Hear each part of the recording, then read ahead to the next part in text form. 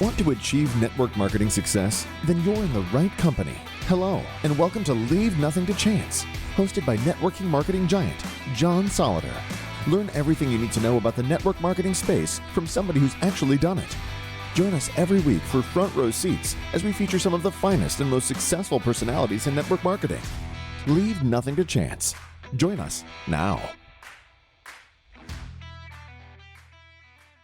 Well, welcome to a return guest, the very first guest actually that we ever had on the Leaving Nothing to Chance podcast, Mr. Foster Owusu, co-author with me of Leave Nothing to Chance, but also author of a book that is called, hold it up the book, Foster, let everybody see. Fire Your Boss. How to fire your boss and hire yourself. How to fire your boss and hire yourself, John. Which is a brilliant title that I think resonates with, I don't know, probably 100 out of 100 people. When they hear that title, it's like, wow, who doesn't want to fire their boss, right? Certainly. And that's something you and I did. I never really had one, and you've had very few in your life. But let's talk about that, Foster. What inspired you to write this book? John, I mean, that is a very good question to begin this interview, because I was always fascinated about what I call generational wealth. And this is something that I believe, with all due respect, traditional jobs are not able to offer that generational wealth. So I have a lot of friends who are professionals, and sometimes I'll look at a friend of mine who's a dentist, who has invested years in his education, has an established practice. But tomorrow, God forbid, if something happens to this gentleman and none of his kids are dentists, that is the end of the business. There's absolutely nothing to guarantee that this business will be passed on to another family member, unless perhaps they sell it and cash in.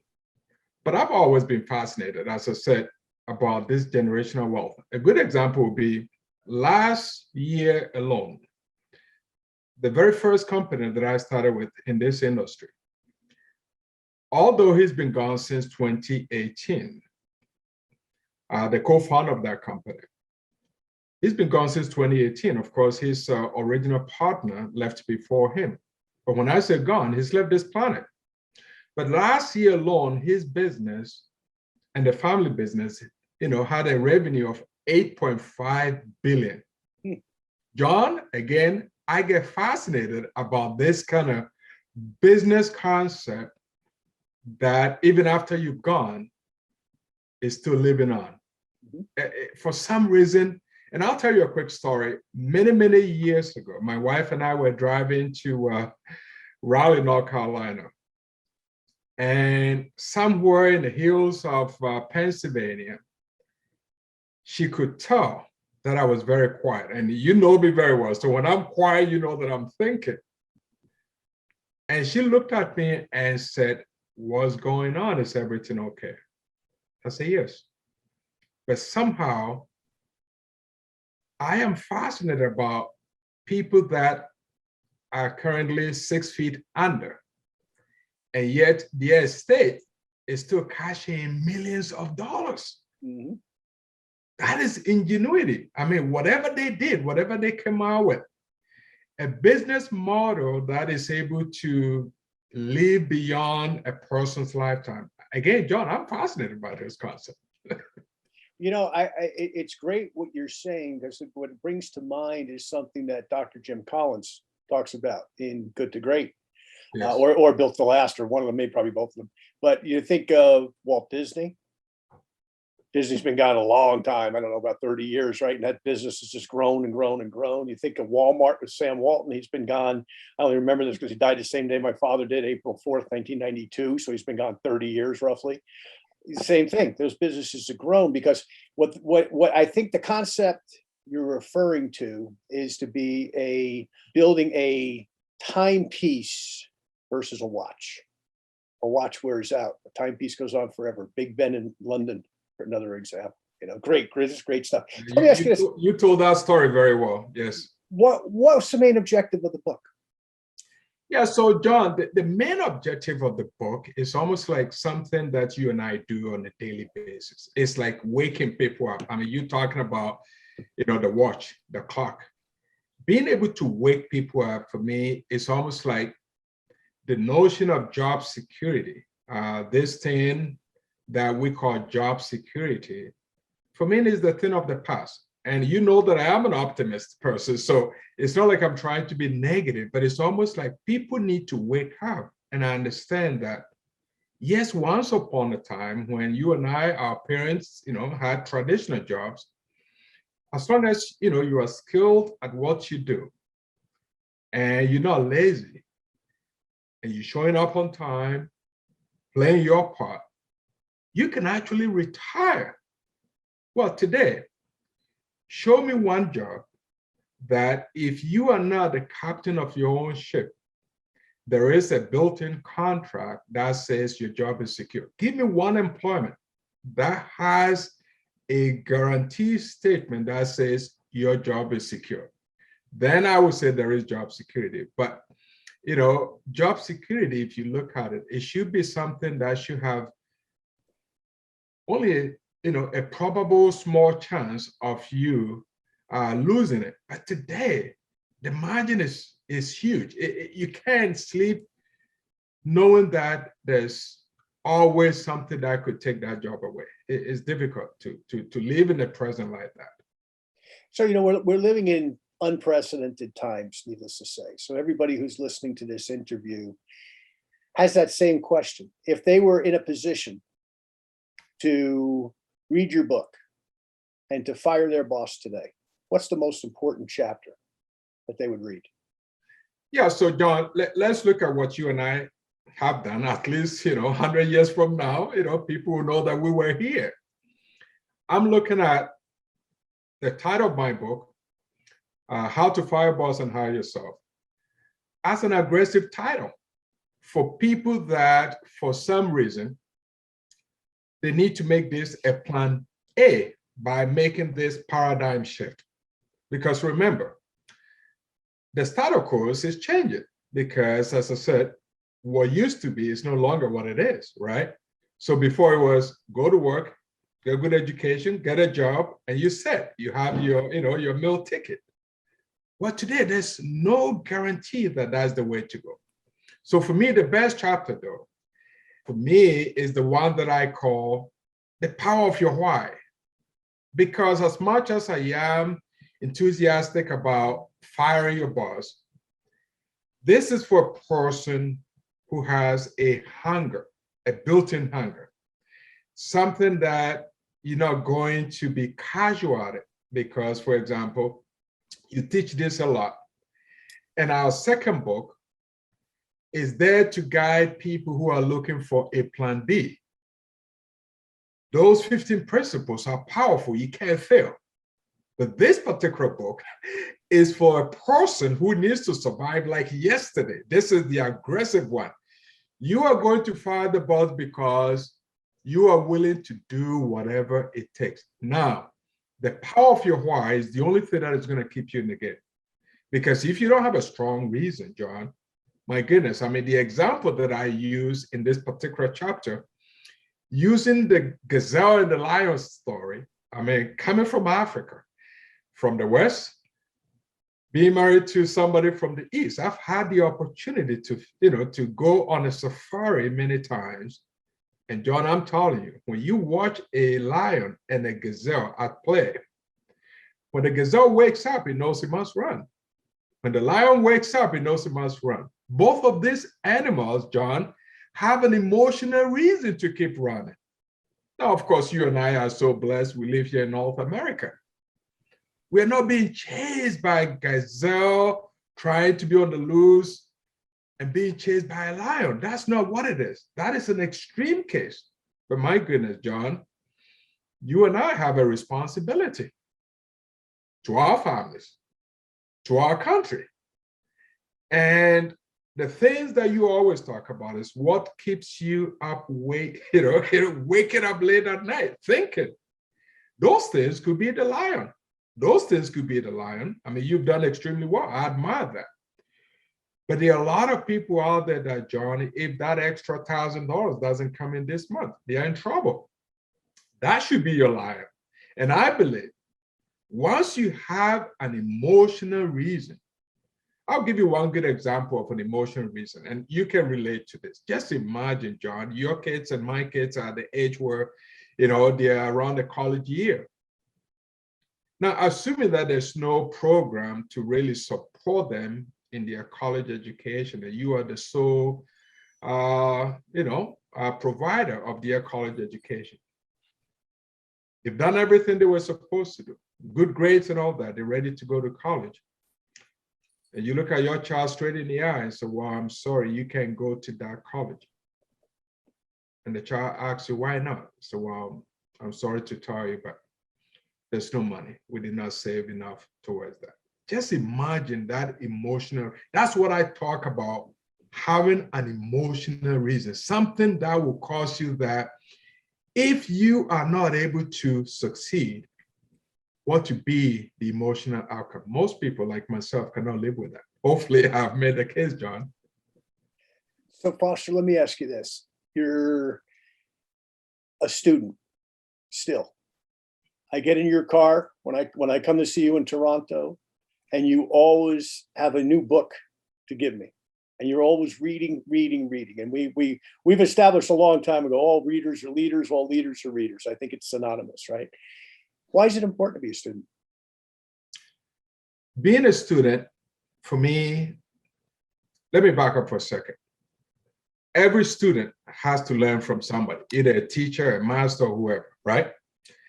And a good student needs to know that somebody who is going to teach you has already been to where you want to go. Somebody who's going to teach you has already been to where you want to. So being mentored by somebody who has already done it, number one, is going to save you what I call the two most important commodities: precious time and money.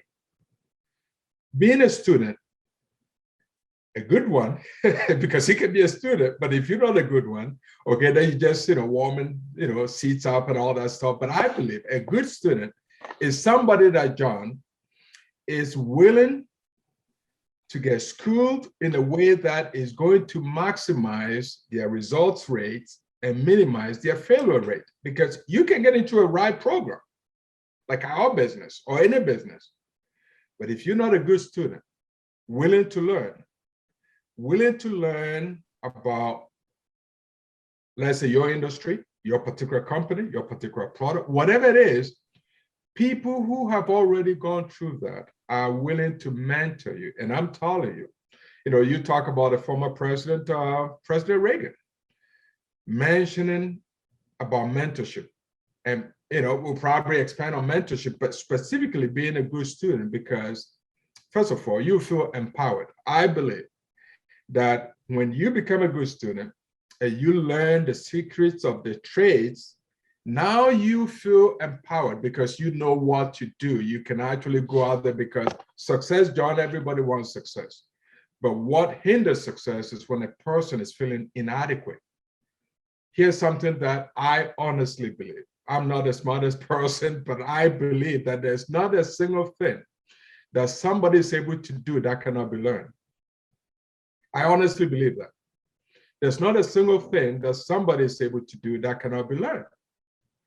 And it takes somebody who is willing to learn to become successful. No secret. So in finding a mentor, what are the characteristics somebody should look for in finding that mentor to teach them exactly what you just described there? Yeah, so John, here's something that I believe, the list can be, a very long one, but we don't need to go that far. I like to keep things very simple. Who has what you're looking for? It should be that simple. Who has what you're looking for today? If you're in your 40s, 50s, and somehow you are concerned about your retirement options, it only makes sense to look for somebody who has been able to turn things around, somebody who's done well in that particular field. You want to become an accountant? Be mentored by an accountant. If you want to become a lawyer, I'll say find a good law firm and serve under their leadership. But for me, I believe that when you start looking particularly at the fruits on their tree will give you a hint, because once you know what you're looking for, then just find somebody who has what you're looking for.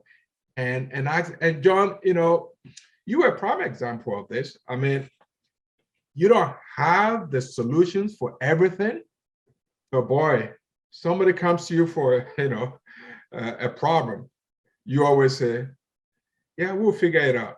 In other words, you are resourceful enough to know that if it's not you, you find somebody.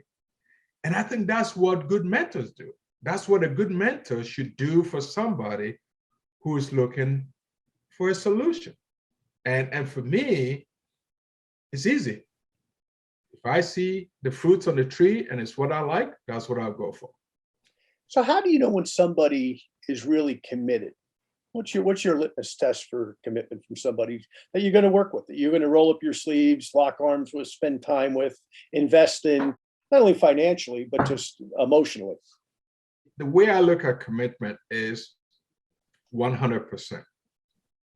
And when I say 100%, I like to explain, because sometimes people think that you have to do everything full time. No, I did not start full time. But even if you're doing something part time, for me, it's either you all in or out. I always talk about, it's not so much about the quantity of time, but the quality of time. The quality of time can be 100% even if you're doing it part time. John, I'll tell you this. I don't like lukewarm attitude. I can't stand people who are indecisive. I mean, if you can't make up your mind and tell me no, okay, I can't stand people like it. So it's either you are 100% in or out. So to find out whether a person is committed or not, by their actions. By their actions, John, you will know, definitely. Because you can't tell me that you are committed, you are serious about becoming financially independent. And every time there is a training, you're not there. Every time there is a meeting, you're not there. Every time there is something that is going to help you to advance, you're not there. John, you can give me all the lip service. That's not commitment.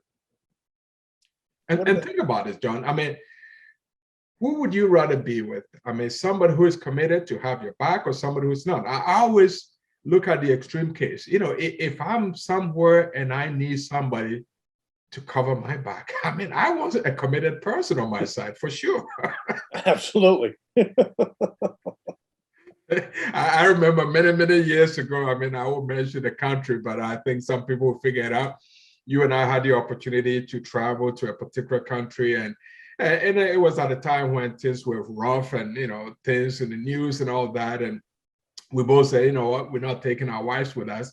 At least for us, we are big boys. I mean, it would be difficult for somebody to take us down when we are together. I mean, that in itself is comforting to know that, if we have to wrestle, we'll wrestle. It won't be easy. They may probably do what they have to do, but it won't be easy. And that's the kind of commitment I want from anybody. Yes. Exactly. So let me ask you this. Tell me a little bit about self-belief, because I think you talk about this in your book quite a bit. How does somebody get that self-belief? Yeah, John, the self-belief part for me is what I call the inner strength, because, others can boost you up and all that stuff, but at some point, you need to start having this inner conversation, saying to yourself, if Bob can do it, I can do it. If John can do it, I can do it, especially when it's been proven without a shadow of a doubt that an average person can do it, super average person can do it.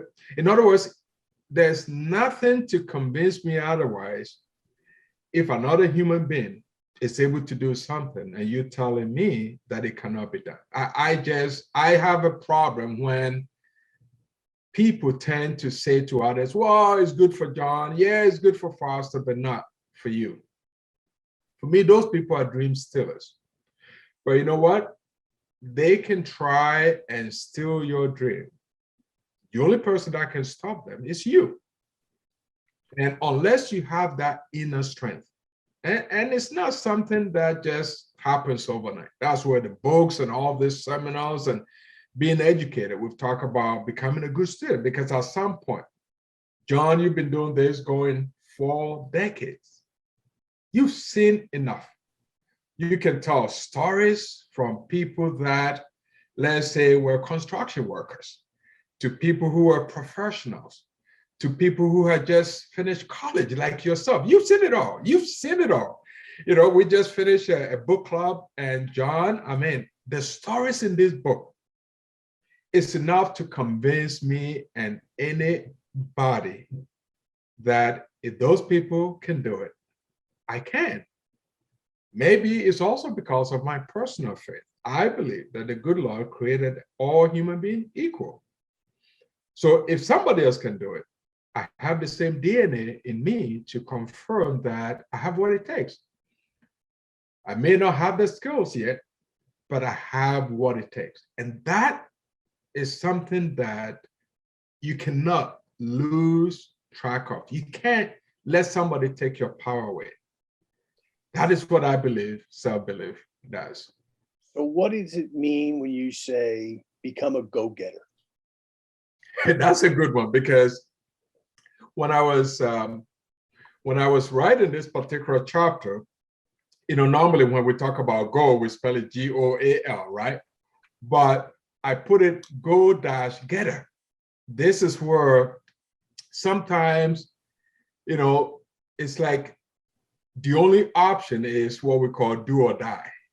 This, you know, go-getter attitude doesn't give you, let's say, another day, another week, another month.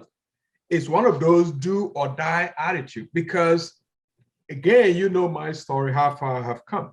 And I've been in places in the forest where that is not a time to say, well, let me call 911. You better rescue yourself, John.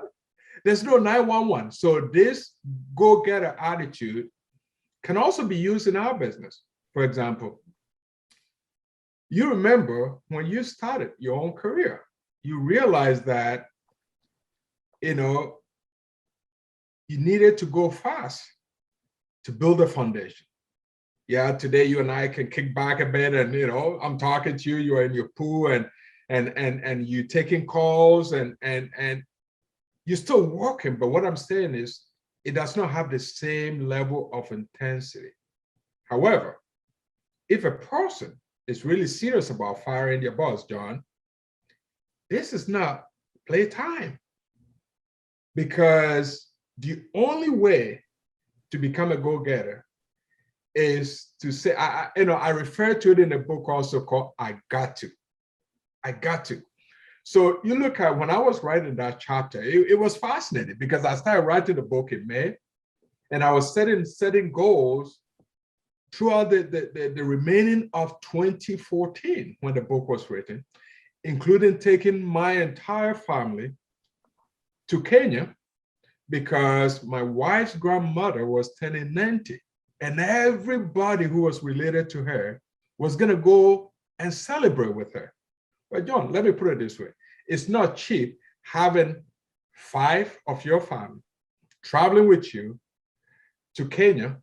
And in our case, we spent 6 weeks doing trips. But we made the decision before I even finished writing this book. And I wrote about the fact that I'm going to go to Kenya with my family. Just think about the pressure, you know. I got to go to Kenya with my family by December of 2014. Guess what? It happened. So this I got to attitude, becoming a go-getter, you have to have this I got to. And one of those I got to is almost like right now. Let's look at something as trivial as, John, your cell phone. Right now, knowing you, your cell phone is more important to you than your wallet. I know you well enough to know that you live on your cell phone. Every information, every contact is on your cell phone. So let's look at a scenario of this becoming a go-getter. Let's say you receive a phone call. I mean, you're far from this trip, but let me use it and see if it's going to work. You receive a phone call from your phone company saying that, John, we realize that you are behind, your bill this month. And we just realized that you owe us about $500. Now, you have 24 hours to pay us, or this line will be disconnected for good, and your number will be given to somebody else. Because if they just tell you that they'll replace your number and you pay a small fee of $25 or $50, oh, no problem. You can wait till tomorrow. But just think about this. This phone number of yours will be given to somebody else. John, this is where you become a go-getter. You find that $500. I know you'll find that $500. I did a training in Mexico a few years ago, and I was speaking with somebody that we know. He was, a senior platinum.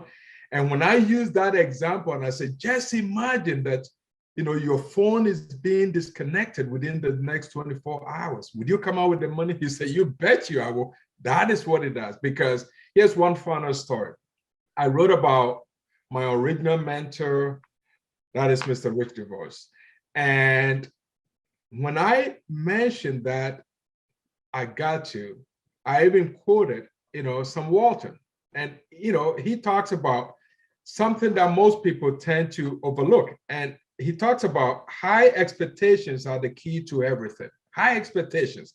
So here's my story.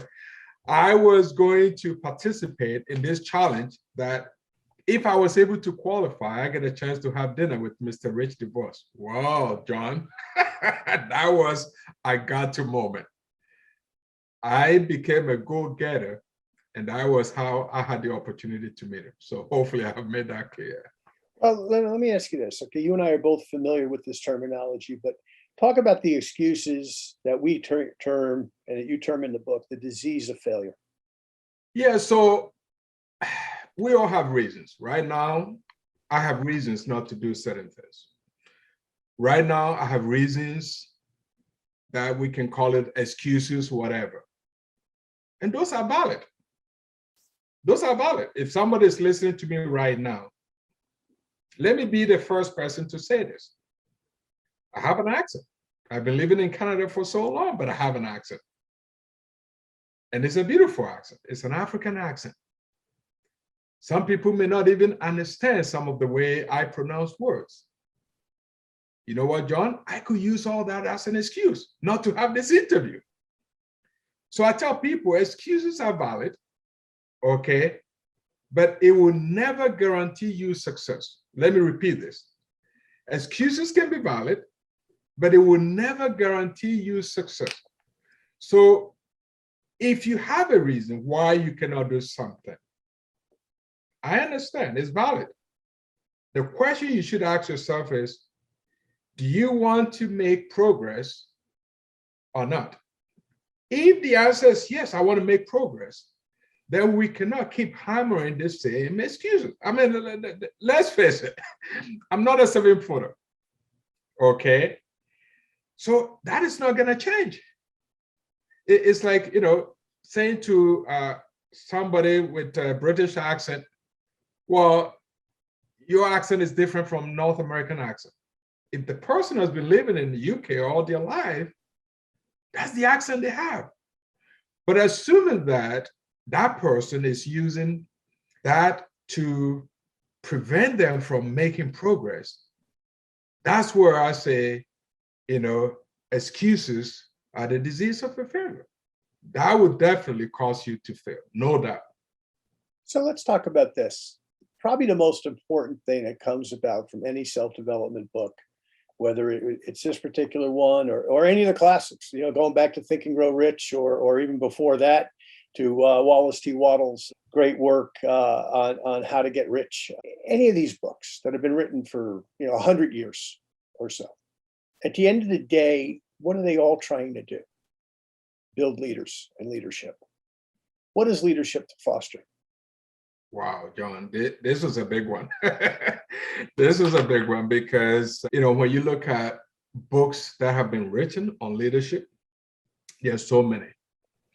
But one that I would say helps to explain what leadership is perhaps, let me even talk about something that Margaret Thatcher said in her particular situation. She said, being in power is like being a lady. If you have to remind people that you are not.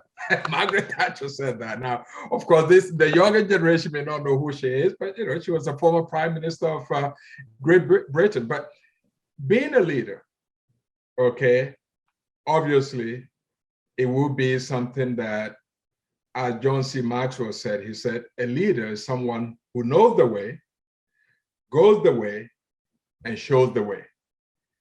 It is very, very important. A leader is someone who knows the way, goes the way, and shows the way. And there are so many people that can talk. I mean, you often describe this, and let me see, but you're talking about theory versus application. There are people who are so eloquent. If you had them on your show right now, by the way, John, you're doing a fabulous job, because every time I go back and I re-listen to, your podcast and the caliber of people you've been bringing on this. You and I started, and obviously if you watch and listen to my first interview, I was not probably as energized as I am today, because that was our first podcast. I did not even know where John wanted me to go, and I didn't want to be over the top and all that. But the point is, since then, I'm listening to other speakers and the worth of wisdom and the depth. And I'm thinking, man, do people really know the caliber of people that this industry has produced? You asked me a question about leadership.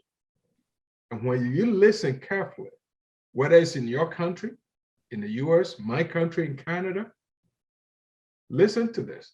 A leader is someone who knows the way, goes the way, and shows the way.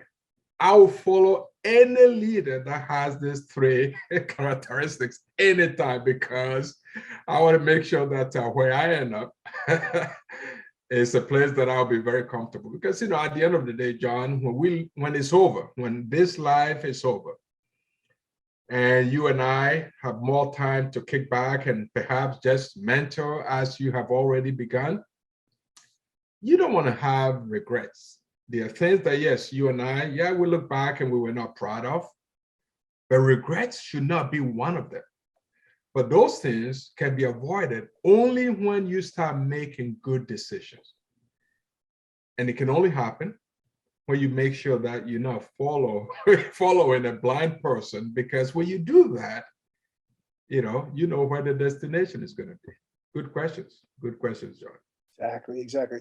So Foster, in wrapping up, so this is your first book, right? And of course, we had our second book together, Leave Nothing to Chance. How did I get the book? Yeah, the easiest way is to go to fosterowusu.com. Foster Owusu, exactly as my name is spelled. And, when you go to fosterowusu.com, that's the best way to get a book. And we are doing some amazing things that very soon, we'll be all over. This book was written in a way that it was supposed to, support my immediate network and to wake people up, as I said, from the beginning of this interview. But now the demand has been so great that we need to make sure that people get to hear it. And, with a platform like this, giving the exposure, John, people are going to hear this. We're already making an impact. And sometimes we think only after we're gone, that's when there will be a legacy. But we are impacting life right now. You are a true living legend, John. I'm very proud of you. Well, I love our relationship. Well, likewise, and thank you. And let's point out also, by the way, the book's available in Spanish. Okay, I know a lot of people listen to our show have downlines in Spanish. You may not speak Spanish, but you have downlines in Spanish, and they're always looking for tools in the Spanish-speaking market as well as the English-speaking market. And Foster, what I love about this too is you're from the field. We know a lot of people who write books about multi-level and they've never cashed a distributor check, and they're good books and they might even make sense. but they're theoretical. They're not from living like you and I do, sitting across from other human beings and asking them for their time and their money and their investment. So once again, kudos to you for taking the time to write a book, as you and I both know, and anybody who's listening. And we have a lot of other authors, obviously, that listen to the show, some of which have been on it, some of which will be on it. It's a labor of love.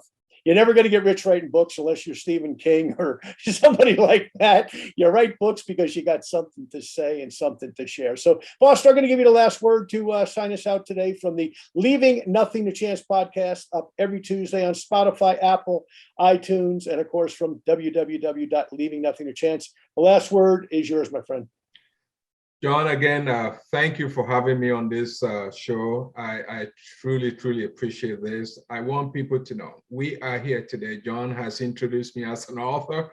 I was not formally trained to be a writer, a communicator like John, but I can also tell you that for the past 3 decades, I have learned.